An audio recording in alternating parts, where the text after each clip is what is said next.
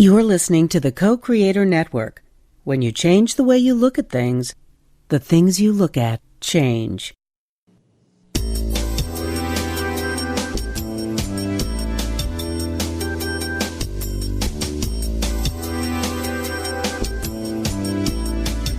Good afternoon. Welcome to Why Shamanism Now, a practical path to authenticity, with your host, Christina Pratt, Director of the Last Mask Center for Shamanic Healing. She's talking about how shamanic skills can bring us to physical, emotional, mental, and spiritual well-being, especially when nothing else can. Now, here's your host, Christina Pratt. Welcome, everyone, to Why Shamanism Now. This is your host, Christina Pratt, and I would like to begin by calling in the helping spirits to be with us here today. So I call out first to your ancestors and then to mine. I call out to those people who lived well and died well and met the challenges of their time in creative and innovative ways. Those who held true to those teachings humans need to be better people in the world, and those who are willing to try something new because it was necessary and because it was actually effective. So I call out to these ancestors to help us, to help the living, to learn from those who have gone before them, to help the living to understand that we have this great, rich resource in our ancestors. We ask them to come and to help the living to do what must be done now in our time for those who are coming. And I reach out beyond these ancient human ancestors to those ancestors of other forms that were here long before humans and will most likely be here long after. I call out to all of those energies of the dream, those who dreamt of life and humans emerged, those who came from the planet who dreamt of life and life itself emerged. I call out to all of those many beings in that life to be with us here today to help us to understand how to be humans that better fit in to the bigger picture, to this great web of life, and to do so in a way that brings our human uniqueness out, but in a way that also supports the uniqueness in all other living things. So I ask these ancestors to be around us as well here today as we continue to reach out to understand our first and most ancient ancestors. So as the ancestors gather around us here today, let's call our awareness in from whenever it might be into our head, from our head to our heart, and from our heart down to our belly, and take a moment then to still the day, to stop our mind, and to do one thing, to reach down and touch the earth, and to give thanks to the earth for the beauty of this day, for all that this day holds. We give thanks for the diversity and the wonder. We give thanks for the possibility and thanks for the journey and all that we will learn. We give thanks for all that has been on this journey that has brought us to this moment, for all that is and all that will be. And we give thanks to the earth for the generosity in her dreaming that allows us as humans to change as long as we are breathing.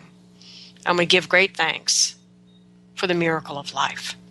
And with gratitude in our heart pouring over for all of these things and the abundance of these things in our life, we reach down through all the layers of the earth, allowing our gratitude to pour out as we go, reaching down all the way to the very center of the earth. And we take a moment there in the center of the earth to feel the stillness, the silence, the darkness, to feel all that is before it is anything, to feel this place of potential.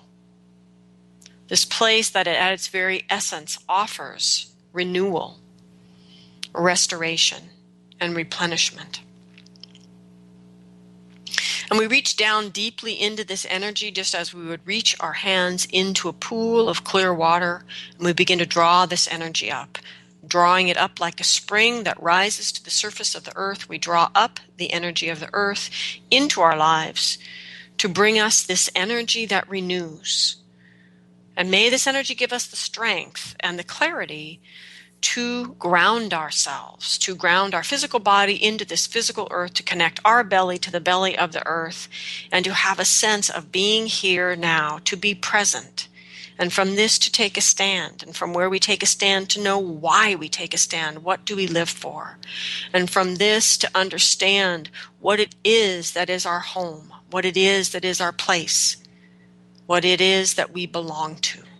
And we call out to the earth energy to help us to do this in a way that is no longer bound to place and nationality, but allows us to open to those who are different than we are so that we can inspire each other to be more than we have been and to become better humans through the way that we engage with each other. We ask the energy of the earth to continue to help us to understand about connection and interconnection and cooperation and communication, all of these things that allow this great web of life to exist. And may we open ourselves in this day to a moment of feeling awareness of our place in that great web of life, insignificant and exceptional, both at the same time. And from this place in the great web of life, may we come into right relationship with ourselves, right relationship with our environment and with others, right relationship with the invisible world.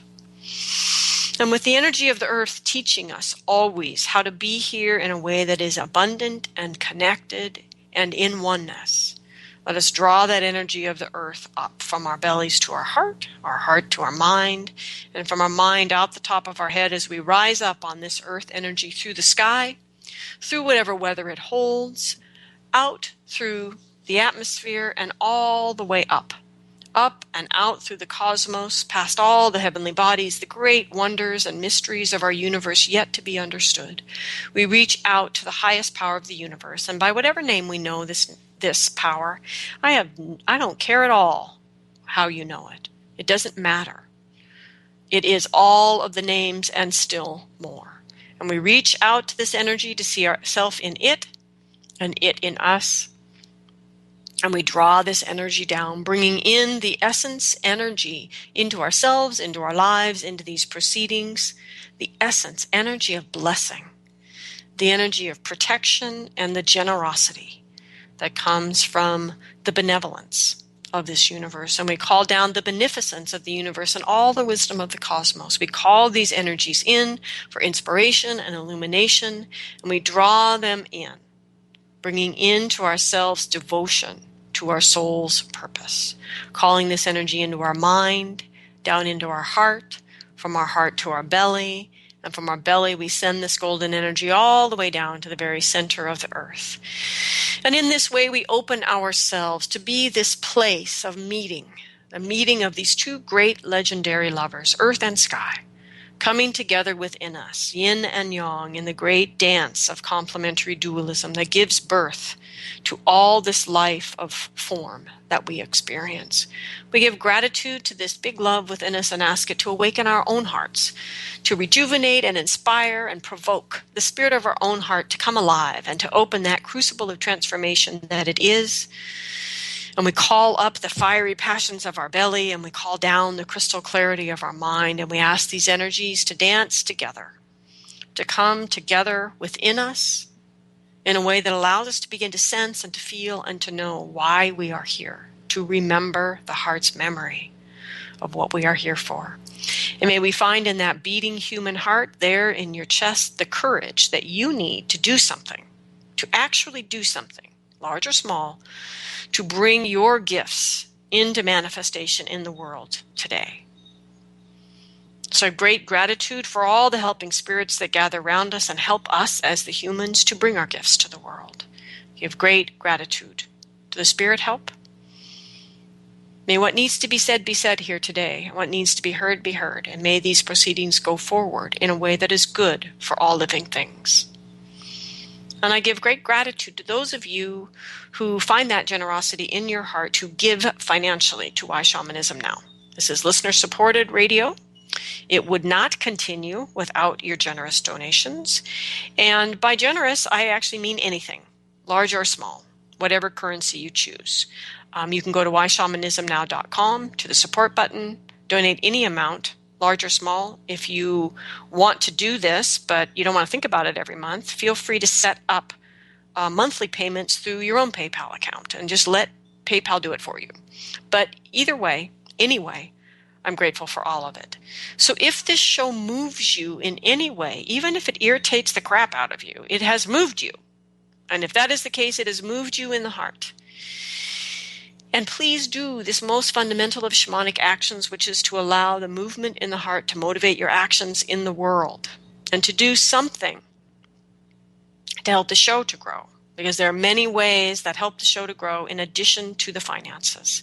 And I give great gratitude for those of you that share your emails with me that talk about how you've brought the teachings into your journey circles, how you've done them in your life, how you've created a study group with friends to learn about these things, how you have engaged with these ideas, how they have worked, how they haven't worked, your questions, and how they spawn new ideas for new shows. All of these things help the show to grow. Sharing the shows, sharing the links, commenting on the Facebook page, all of these things help us to continue to understand how we will become the people who will write a truly new story for this new world in which we all live together. So we are not live today, but I do welcome emails. If you have questions about today's show, you can send them to me at Christina@lastmaskcenter.org. So we're continuing today in this grand adventure of working with the elements. And I'm going to remind you again that there is a show just about working with the elements in general already in the archives at whyshamanismnow.com. And we've already done a show about working with the earth element and working with the air element. So today we're going to talk about working with the fire element. And so I'm going to remind you about that time before time and that place before place, that beginning, that great nothingness, the great void, this whatever that we can't even really understand or find words for because it is so distinctly different from our human experience in form. But there was this time before time and place before there was place. And for some reason, we'll never really quite understand this great nothingness dreamt. And out of this dream came a spark of fire and a crystal of ice. And so these are our two most ancient ancestors, the first to come into form. Grandfather fire, grandmother ice. And from these two great dreamers, who of course are dreamers because everything born of the dream is a dreamer, including you and me, including everything that we create, including everything else that grows here on earth with us. Everything is dreaming. Everything is a dreamer. And so out of this dream of fire and ice comes earth and air and all the many things that come together to be this experience of form that we all share. And what is important about these most ancient ancestors, the first ancestors, is that their energy is simple. And it is very important that they are non-human. And this matters because humans tend to make things harder than they need to be. We tend to make messes. In our powerful creativity and innovation, we tend to make a mess of things. And we tend to make it complicated and get all bunched up and twisted around and lost and confused and trapped in our own making. And so the beauty of the elemental energies is their simplicity and their purity, their utter and complete surrender to their true nature. And in this way, they can help us to see a path out of whatever it is that we've created that is simple, a path that is open, a path that is flowing, and a path that allows us to connect again to these elemental energies, to understand our own essence, and to begin to operate from this place to restore our life to its place in the true original dreaming. So the elements are essence energies. And as essence energies, they offer us gifts that we can access through relationship with them. And so these shows are about how we might begin to come into relationship with the elemental energies in our life. And to do so will allow them to be better able to help us. So today we talk about fire, the old man, the first ancestor, the great, great, great grandfather who helps us to see what is truly going on here. So we act as if we are somehow better organized or civilized in some way that sets us outside of these elemental energies. When in truth, we are lost. And in having lost our way to being truly good humans. We have lost our relationship with the elemental energies and our own elemental nature. You know, this isn't a game that you are playing with a patient parent universe, a game of find the soul's purpose if you can. Sure, use as many lifetimes as you need to. We'll all wait. We have all the time in the world. That's not what is going on here. You're not here to play this game with an ever-patient universe. There is a world here that is in need, and you are the medicine. I am the medicine. We are the medicine. And that is the only reason that any one of us is here, which is to be the medicine for a world in need. This world and its need to come to know itself is pulling the medicine out of you and out of me. So we can stand in the way of that, thinking that it's all about you, or it's all about me, it's all about what we want in life, it's all about us using the great secrets of the universe to manifest what we want. We can continue to play at the idea that that's what it's all about. Or we can surrender to what is truly going on here. There is a world in need here, and we are the medicine. So the last thing that I wanted in this way was to dance. And I sacrificed everything in my life at that time. My education, my status, my rank and privilege, my boyfriend, my everything, to do that. Literally, everything in my life moved 3,000 miles away to go and do that one thing that I wanted. I followed my bliss. And I found that I was wrong in a certain sense.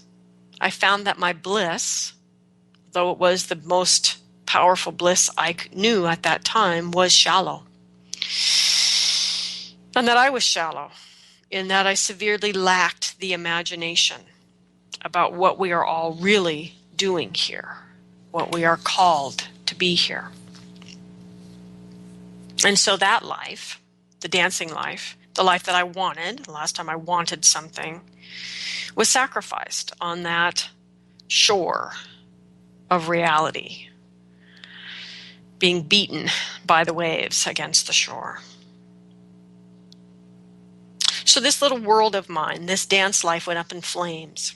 And I realized that a part of me who wanted to actually understand what is going on here was the one that held that lighter to that little life that went up in flames. So somewhere I heard this whisper that this isn't the game here, this game of finding your soul's purpose, using however many lifetimes you want with this ever-patient parent universe.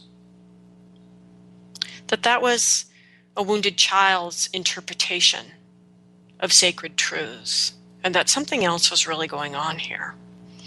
That there is a world in need here, and your body is on loan from the greater universe, so that you can use that body to bring the medicine to this world in need. And so the message from the fire is always step up, people. Step into the fire that is your true spirit nature, and let it burn the dross of your life. Let it burn away the chaff, the flotsam and the jetsam you have gathered along the way in your effort to stay alive. Step into the flame that is the fire of the true spirit of your life and let it burn.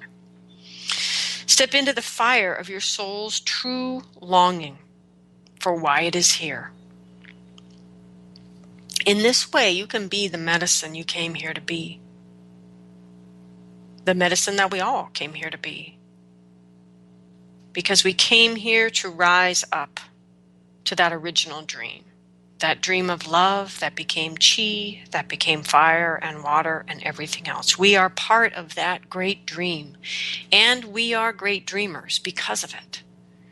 And we are here to be what the world needs us to be. Not the limited imagination of our human wants, but to desire to be what your soul incarnated for. This is the fire element. So in shamanic healing work, the fire is used in its physical form. For example, when Quechua shamans kamai, or blow this fine mist of alcohol, they blow it across the flame of a candle, and the alcohol catches fire. And so this great big fireball is blown onto a person, and it consumes them as it burns out. And so in this way, the patient effectively is engulfed in these healing flames. And another direct use of the physical fire can be seen when a shaman draws the energy of the fire that is burning physically in the space and directs that energy towards the person with their hands, with their intention. So the fire, physically, the fire is used in many ways. The fire is also used in healing in its energetic form in the journey world. And some of these examples of this could be the fire used by the shaman in a soul retrieval journey to cleanse or purify a soul part before it's returned to the person that it came from, as a way to restore a soul part to its vital and healthy form. Another healing process the shaman might use would be to journey into the invisible world to find the patient's inner fire, to find lost life force, or a soul part that's carrying this lost life force. This kind of soul part is often stolen by soul thieves. But sometimes it's simply been hidden for safekeeping.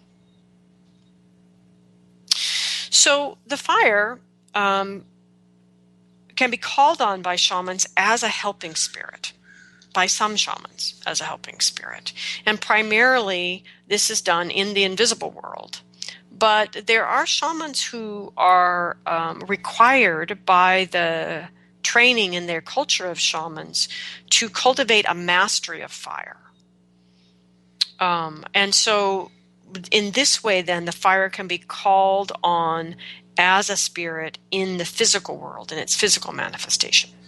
So in many cultures, the training of the shaman requires that they cultivate and learn to direct and focus their own inner fire. This is also true in many monasteries for adept practitioners of, certainly of Qigong, but I believe also in the yogic forms, this mastery of one's inner fire.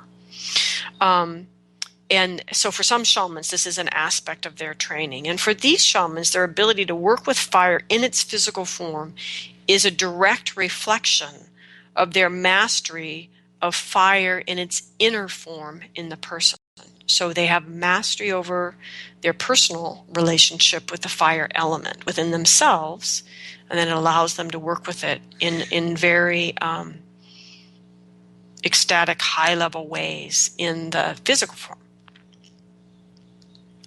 And so we go to fire for rituals of transformation, sudden transformation. We go to the fire when we need death or some form of sudden, instant transformation. So lightning, as a form of fire, is also an initiatory energy for shamans. Lightning brings in the energy of instantaneous transformation. You know, the fire itself is slow relative to the lightning in terms of transforming, but it's only slow relative to lightning.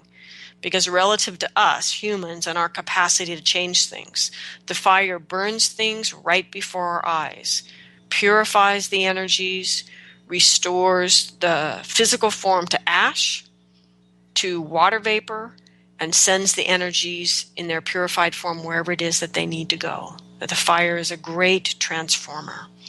In many ways, the only thing quicker is to be struck by lightning. And this is why being struck by lightning in and of itself is considered sometimes an initiation of shamans. So, we go to the fire when we need to end something now. We go to the fire for release, particularly in a culture that doesn't let go of anything.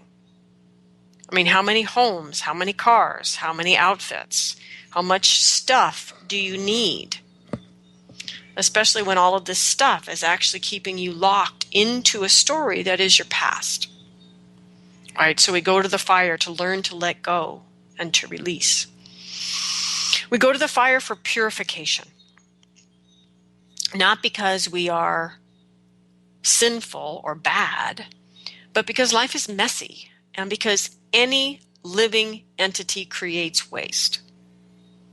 The actual act of living by its nature creates waste. And thus, we sometimes go to the fire to purify that waste. But the most important waste, or the most common waste we bring to the fire, is honestly the way that we waste our lives because of the way we think about things and the way we keep alive these stories from our past because we refuse to go rescue the aspect of ourself that is holding that story, be that soul loss or simply the stories we hold in our own bodies. That our refusal to allow the wounded child to heal and simply become the happy child archetype within us. This is the greatest need for purification and detoxification. Some cultures practice, I lost track of the word. Anyway, it's a ritual in which we go back through our life and offer these incomplete stories, these unfinished acts to the fire. The dreams that we are no longer wanting to put energy into dreaming. Recapitulation. There are recapitulation rituals where we go back over, we review our life because we're purifying the storyline so that it only supports that which is essential, the story that we truly want our life to tell. And that all these other things, it's not that they didn't happen. It's that we want to condense those stories into the diamond of the learning that we gain from it and allow the rest of it to go. And so it's about the completion of the processing of the life into the essence of the person that you are now, the journey you are on now, the dream you are dreaming now, the life you want to be living. This is the most challenging act of purification for us as contemporary people, is all the stories in our head. The limitations, the fear-based stories, the judgments, the story we tell ourselves about not being worthy. These are all the things that we can go to the fire with to be purified. And so the fire is about learning the art of letting go, particularly of letting go of what no longer serves us. So the role of the fire in a cosmology is different depending on the shamanic people the cosmology belongs to. And so it's specific culturally. So for example, the Dogra people of West Africa utilize the fire as a connection to the ancestors to fuel their dreams and visions. And so whenever they light a fire, it can become a conduit directly to the ancestors, which always kind of reminds me of Harry Potter and the flu powder, where you use the flu powder and then all the fireplaces are connections. So the fire as a connection to the ancestors is kind of like Harry Potter and the flu powder. But anyway, my point is, for the Dogra, the fire itself is the means by which we speak to the ancestors and ask them to help us to fuel our dreams and visions. But in contrast to that, deep in the Amazon, for the Shuar people, they believe that the fire attracts helpful spirits and serves as a sign for souls of the living to find their way home after their long journeys in the invisible world. And so for this reason, a Shuar lodge is never without a fire. Even though it's hella hot down there, they still always have a fire burning because it's about the spirits of the living finding their way home. And so they're all right. None of these ways are right or wrong. They are just all ways of working with the fire. So elementally speaking, right, the fire is your spirit, elementally. It is that spark of life that is your piece of that first great spark, great-great-great-great-grandfather fire, who was brought into the world of form, brought this whole world into existence with great-grandmother Ice, right? So fire is your piece of that spark. It is the passion that burns in your loins for your soul's true purpose. It is the warmth that you feel in your heart when your heart sings the song that is your true nature, when you're really in it, when you're really doing what is yours to do. Your heart sings and your body is warmed by this incredible life force, which is your spark blazing, because you are doing what you came here to do. You are being the medicine you incarnated to be. So the fire is also the aliveness that you feel in your whole body when you breathe breath into your unique authenticity. I mean, sure, it feels good to help other people. I'm not saying it doesn't. But it really is a different kind of good when you are benefiting other people, benefiting other life through doing what is uniquely yours to do. So this is the fire, elementally. And the fire can consume your life when you refuse the longing of your soul, distracted by your perceived needs of the wounded child and the arrogance of the false self masquerading as you, and being so sure that this is your game to play and that you're in control. So the fire can consume your whole life when you refuse the longing of your soul. In transformation, the fire is the healer. It is freeing us from attachments. It is freeing us from old dreams we aren't actually going to live. It is freeing us from all we have created in our life to save us from our fears. All those false selves, all those stories, all those traps, all those ways we have gotten lost just to avoid what we're afraid of, just to avoid our fear of judgment. So the fire is here to help us to kill that false life off and to give us a chance for a new beginning. Out here in the Pacific Northwest and in different parts of America, there are trees, mostly conifers, mostly pine trees, who can only birth a new tree when their pine cones are burned by a fire. And that it opens the pine cones in a way that the seeds spring forth and are able then to germinate and to grow. And so there are actually a number of plants, interestingly, you can Google this if you don't believe me, but there are a number of plants that actually require fire in their germination cycle.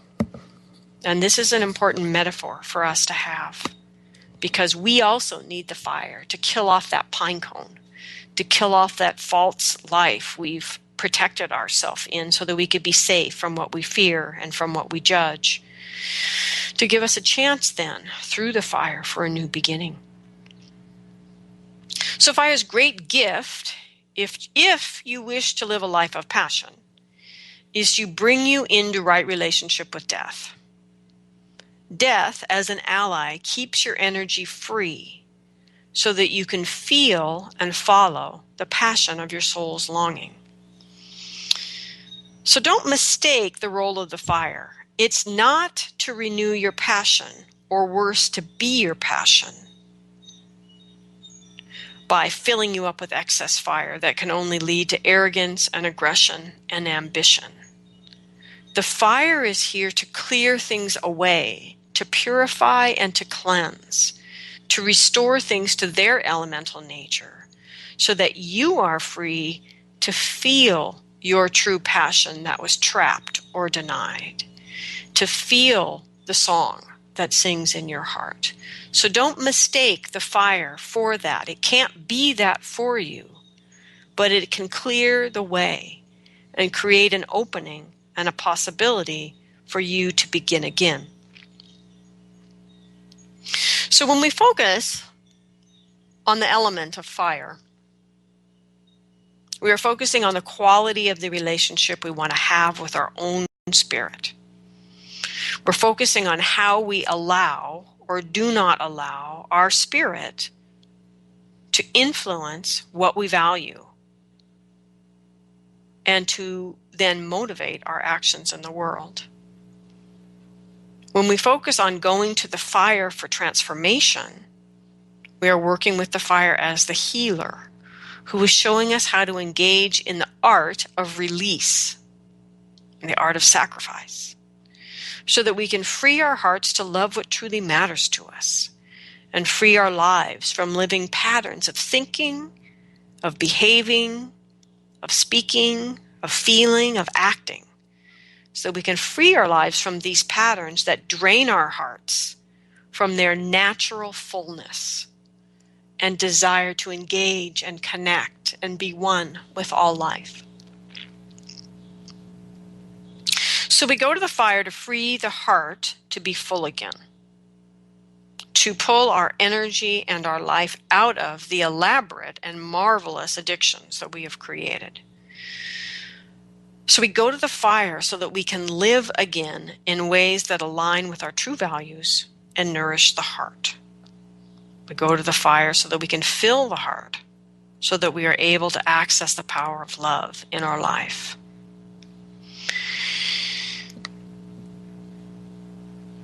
Our sense that we have that living a life connected to love is foolish comes from the fact that there's so little room left in our heart that love remains somewhat superficial in our ability, or we remain somewhat superficial in our ability to express it. Those people that have cleared space in their heart and their life to let love begin to take its true forms and dimensions know that it is the great mystery, or it is one of the great mysteries, and that there is nothing cowardly or childish of choosing to live a life of love. It is actually the thing that terrifies us the most and takes the greatest courage to do. So what's important to understand is that love is not the power of getting our needs met, or loving feeling important, or loving the feeling safe from our fears, or loving that we are perfect so that we won't get judged. No, that is not the power of love. That the fire is about freeing us from these illusions and about giving us the opportunity to actually love again. Love without the limitations, to love in a way that risks things that may not feel safe, may not feel known, may not feel ordinary. Right? Fire is about freeing us from our illusions and giving us the opportunity to actually love again.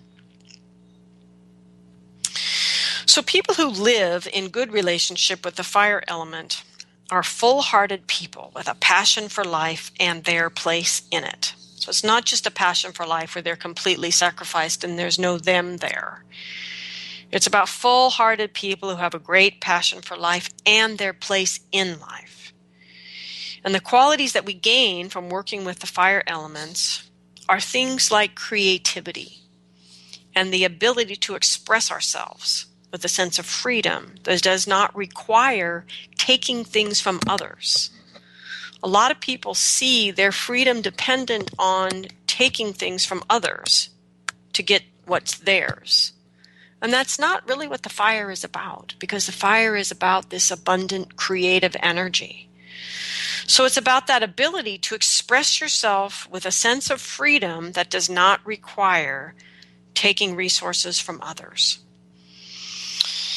And a good relationship with the fire can also result in good relationship with the ability to complete things. So if you're lacking the capacity to complete projects, there's some problem in the health of your relationship with fire.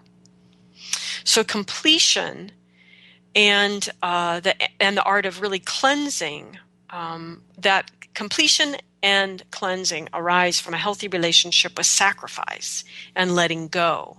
And that's what is required to have this constant sense of renewal and rejuvenation. You know, those qualities that need to come after creation and expression is the need to complete and to cleanse and to go back into a space that is not about expressing, but is about renewing and rejuvenating. And for many people, there's this incessant desire to express. It's like expecting companies to have a constantly rising cycle of profit. These things create this unnatural state of affairs, when what it needs to happen is the constant cycling between expression and renewal and generation, and expression and then renewal and regeneration. And so the fire is certainly about the expressive piece, but it's also about completion, ending, letting go, being done, cleansing, being empty, being nothing, being insignificant and not seen, because you're in the state of rejuvenating and replenishing before you rise up again into expression. So, right relationship with fire also cultivates in our lives the energy of blessing and the ability to feel the blessing that flows from a felt sense of the benevolence of our universe. And so fire helps us then to move from this vast cosmic benevolence through this energy of blessing, and allows us then to bestow blessings, to feel blessed, to offer blessings. So that is an aspect of a healthy relationship with fire. Now, we talk about these persons sometimes, people who always see the cup as half full. But the truth is, it's people that can see the blessing in the situation. And then another aspect similar to blessing is this quality of people in good relationship with fire have great generosity of heart, great generosity in life. And that this comes from this felt sense of this beneficence in our universe. And because of this great cosmic beneficence, it moves through us into this feeling of generosity and then out through our hearts in the way that we engage with the world. Right? And there's another aspect, another manifestation of a healthy relationship with the fire element. Of course, your lack of any of these things also speaks to a not quite so healthy relationship with the fire element. So in a healthy relationship with fire, we also understand the art of protection and how protection really flows not out of this sense of I'm under attack and I need to defend, but that a healthy sense of protection actually flows from my sense of these abundant blessings all around me and my need to draw these energies in from this blessing and generous nature of the universe, to draw this energy in to create and tend what I'm responsible for. And so protection comes from sort of drawing that circle around the part of this that is me and that I need to give to the world. Because I'm the only person who can, not because I'm special, because I'm so wonderful, but because I am unique and everyone and everything is unique, and that it's my job to do this thing. And so a healthy relationship with fire is also speaking to our expression of excellence, even in that capacity to make excellent mistakes. So I have this longtime student who just can't grasp the art of making mistakes, that there's a great addiction to perfection. What is also interesting about this student is there's also this great attachment to stuff from the past. And I can't tell you how many times in working with her peers and myself, someone doesn't just simply say, you would be blessed if it all just burnt down in a fire. Because there's just this constant feeling with this particular person in their fear and their trappedness of old stories of not being willing to come into this right relationship with fire and let fire sort of burn through her life and take away all this stuff, all these physical artifacts of the past, this stuff that does nothing, boxes and boxes of stuff that haven't been opened for 2 decades. Stuff, right?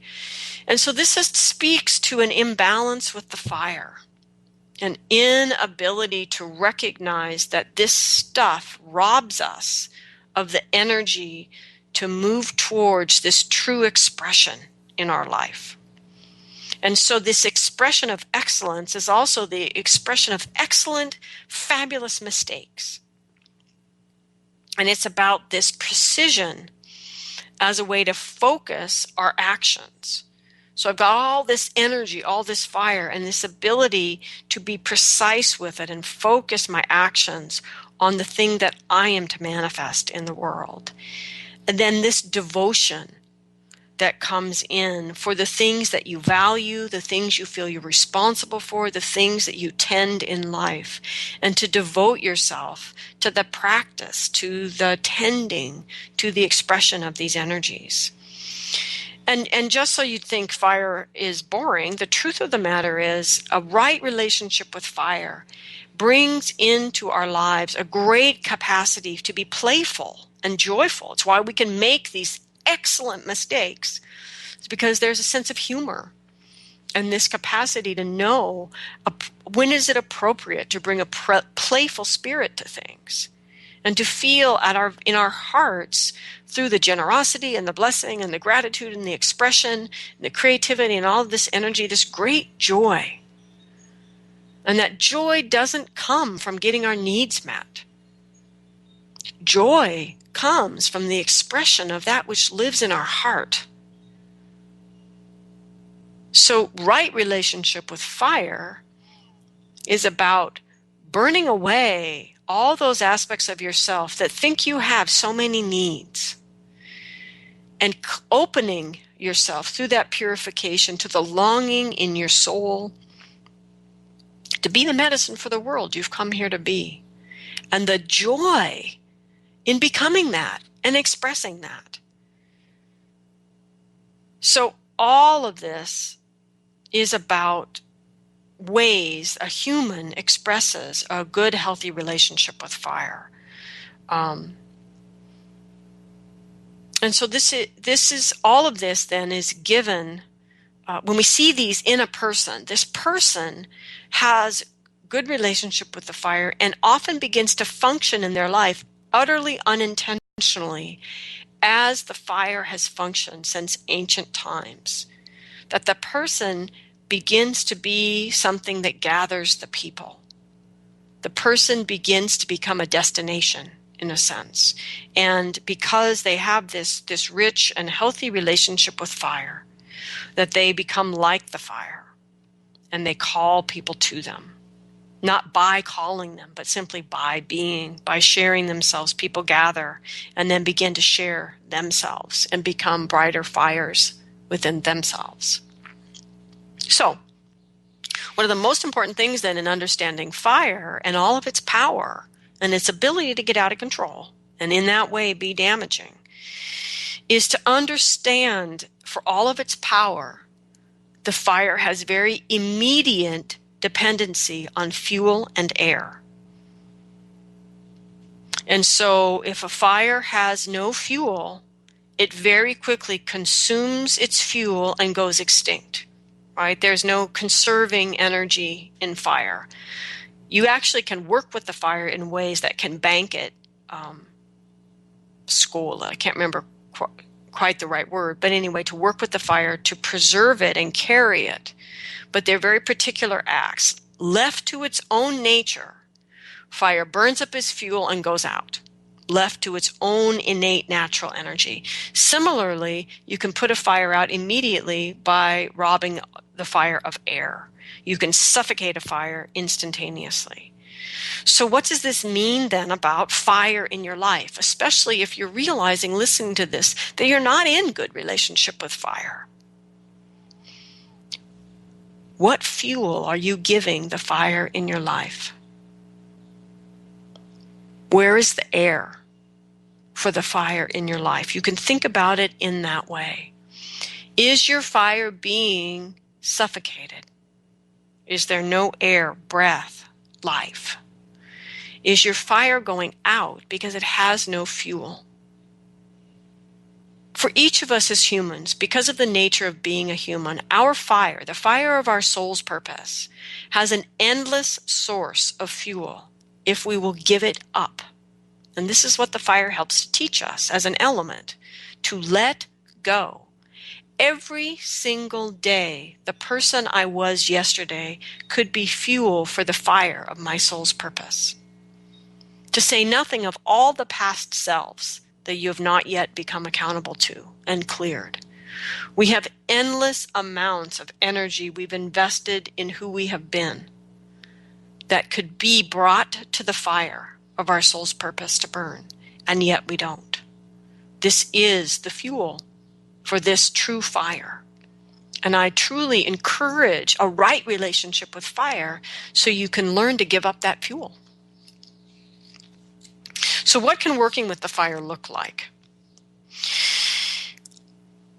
Early on, one of the first elements that I learned to work with is the fire. And this is embedded in the cycle teachings. One of the great problems of our contemporary time is that we, as children, are not initiated clearly into adulthood and all the trappings around that, which is an entirely different series of shows.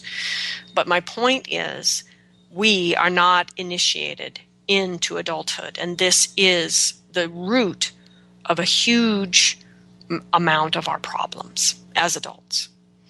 And so in the cycle teachings, which are 4 years, meeting once every 6 months for 4 years, and actually once every 4 months in the final year, in the 4th year, what we are doing as we come together are prescribed specific fire rituals. And the purpose of the 8 fire rituals that are in the first 4 years, plus the final one in the 5th piece around dismantling your false self, that these fires, if they are approached correctly, intentionally, with skill, and with sacredness, they can amount to the equivalent of the initiation you should have had when you were a teen, if you're willing to engage the cycle in that way. And so the fire rituals themselves are meant to, frankly, destroy the aspects of yourself that no longer serve you, and to leave at the end of all 8 fires your authentic self, who then comes into this last fire as a way to release what remains of the false self at that point, and to truly emerge out of the cycle teachings an initiated adult who is capable of spiritual maturity. You have the skills to do that, but you've also experienced not only the healing to get there, but the rituals necessary to move you through this fundamental gate that our culture is missing. So this, for me, is the great power of fire rituals. But what if you're just listening to this for the first time and you're not really so interested in the whole shaman thing and it seems like a bit much? What could you do? The simplest thing would be to become aware of everything that you do in the day that requires fire and give thanks. Every combustion engine that moves you through your day, cars, buses, trains, planes, and automobiles, right? Scooters. The fire that heats your water for your shower, the fire that heats your water for your coffee or your tea. There is fire throughout our day, hidden in all of these technical contemporary forms, but nonetheless, our day is made more magnificent because of fire. So give thanks. For those of you that camp, take a moment with each campfire that you burn and welcome the grandfather as he comes. Thank him for coming. Don't take the fire for granted. Each candle that you light in your home to create the mood for a romantic dinner, to fill the bathroom as you take a long bath with essential oils. We light candles all the time for significant reasons, and yet we don't take a moment in that act to give gratitude to the fire that comes to create those sacred atmospheres for us.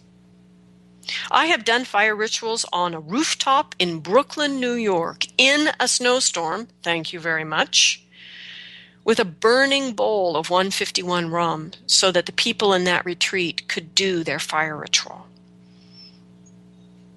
Fire rituals, fire circles can be done around a candle, around a burning bowl, around a great bonfire. Remember always that there is a fire in the sky. There is a fire in the center of the earth. And there's a fire of your soul's longing that burns in your root chakra for why you are here. Give gratitude to the fires all around that make your day possible. As with all the elements, there is a destructive form of the fire. It is the crazy woman in the fire. It is the raging forest fire, utterly out of control, the relentless flow of lava. These are examples of fire in its destructive force. However, the contemporary Western culture is also an example of fire in its destructive force as it manifests through humans, or as humans manifest their imbalance in their relationship with fire. Contemporary Western culture, especially in America, is not actually an expression of excess fire, as many people say. It's actually an expression of false fire. It's a false yang culture. And in that there are certainly excesses. And as a result of this fire out of control, this raging forest fire of false yang in contemporary culture, our children are thrashing in it. They are overwhelmed by this false fire in their soul loss, in their mental illness, in their obesity, and in their anger and disdain for the world. And what do we do? This raging fire that is us. And what do we do for our children? We give them more pharmaceuticals. No, I say. No. We, the adults, are here to be the medicine for a world that is in need. We need to become better people so that we can show up for our children with something other than drugs in our hands and a joint, our joint, in the other hand. Healthy relationship with fire expresses itself in our transformation as individuals. And if we are willing to give up our excessive relationship with our needs and our fears and our limitations and to burn them away, to come into a healthy relationship with true fire, with true yang, and we transform as individuals, we will transform our culture because we are the culture. And our ambitions, especially our misformed spiritual ambitions, but our ambitions become devotion. If we could manifest right relationship with fire, our arrogance would become our excellence. And if we could manifest a right relationship with fire, if we had the courage to go there, our aggression, which is everywhere in such subtle ways that build up to these vast, expansive ways of warring. But our aggression could become precision, the precise focusing of the flame of our heart's desire in the world as medicine. So let's pick something simple and essential, letting go of what no longer serves you, and bring that to the fire. Risk letting go of something that scares you to let go of. And then commit to what else you will do. Step into the fire that is your true spirit nature. Step into the fire of your soul's true longing for why it is here. Be the medicine you came here to be so that we can all of life can rise into the original dreaming, that dream of the great nothingness, that dreamt of love, that became chi, that became that crystal of water and that spark of fire, and that then became everything. So I give thanks to these most ancient ancestors. I give thanks to the earth below, the sky above, and the heart that unites us all. If you really actually want to be the medicine that the world needs you to be, I encourage you to join me at Masks of Illusion and the Authentic Self. It's happening this year, August 20th through 25th, outside of Portland. And yes, there is still time to register. There is still space in the workshop. And I invite you to join me and enter into the actual learning and embodiment of the cycle teachings. So next week, join us here at Why Shamanism Now as we continue our exploration of the elements and we dive into water. So I encourage you all to remember you came here as a spark of that original spark, and to give gratitude to the fire that is all around you. Have a great week.